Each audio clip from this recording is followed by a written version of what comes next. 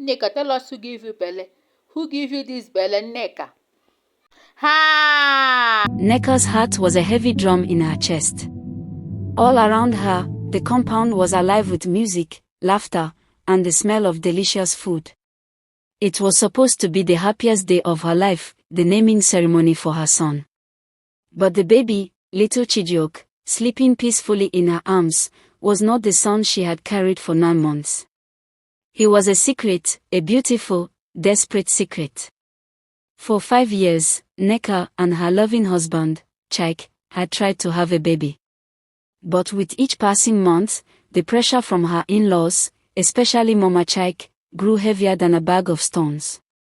"When will you make me a grandmother?" Mama Chike would ask, her voice sweet but her eyes sharp. "A woman's life is not complete without a child. What is wrong with you?" Chike was her rock. "Ignore them, my love," he would whisper, holding her after she cried. "We are enough." But Nneka knew they weren't enough for his family. So, drowning in sadness and fear, she did something drastic. She faked a pregnancy. She told Chike the wonderful news, and his joy made her heart break with guilt. She used cleverly padded clothes, described morning sickness, and even had a friendly doctor, an old school friend, create fake documents. For 9 months, she lived a lie, all while making a secret plan. She contacted a private adoption agency. A young mother, unable to care for her newborn, had chosen them. The baby would arrive just in time. Now, here he was. A miracle. A deception. But across the crowded ceremony, one pair of eyes watched her not with joy, but with sharp suspicion. Amora, Chike's sister. Amora was jealous of the love her brother showered on Nneka. She wanted that devotion for herself. And she never believed the pregnancy was real. Nneka's stomach had never seemed quite right to her. Amora had plotted for this day. She would wait for the perfect moment, when everyone was gathered to name the child, and she would expose Nneka.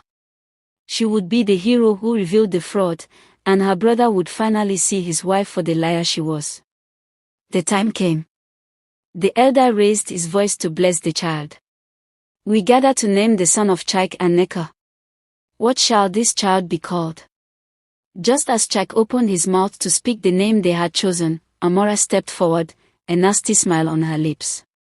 "Wait," she announced. The crowd fell silent.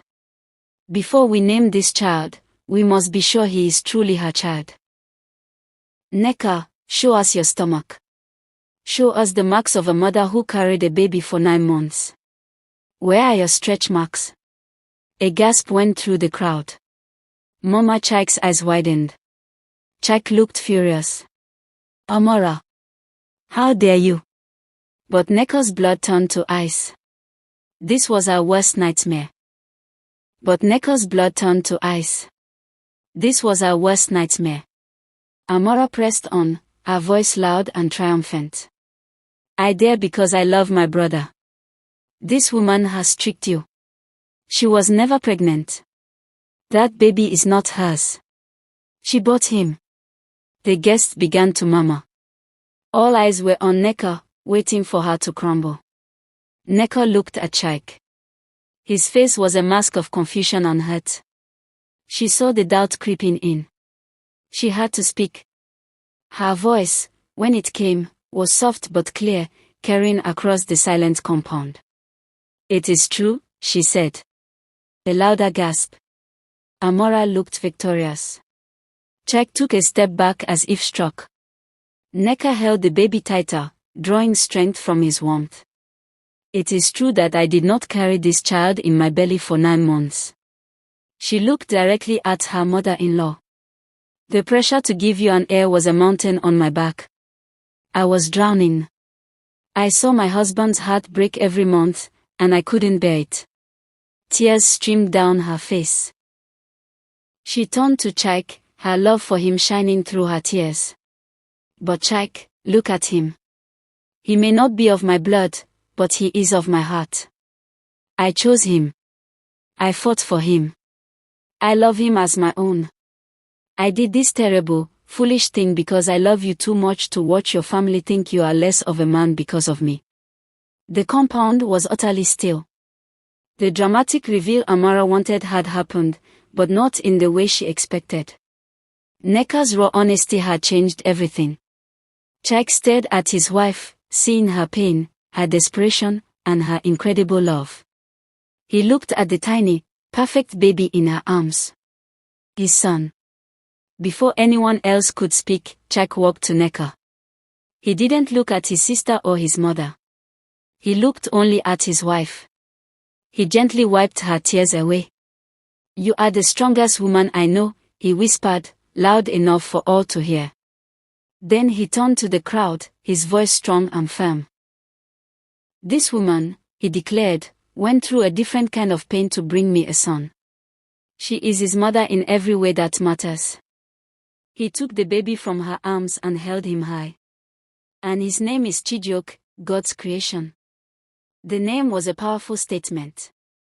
It was a blessing. It meant the child was chosen, and therefore, perfect. Mama Chike, shamed by her daughter's cruelty and moved by her daughter-in-law's sacrifice, was the first to step forward. She placed a hand on Nneka's head in a sign of blessing. Forgive me, my daughter, she said softly. One by one, the guests came forward to bless the child, accepting him completely. Amara stood alone, her plot ruined. Instead of breaking them apart, she had only made Chike's love for his wife stronger. She had no power here anymore. Nneka looked at her husband, her mother-in-law, and finally at her son, Chijioke. The lie was over. But a new, truthful love had begun. She had risked everything, and somehow, she had found not just a child, but a real female.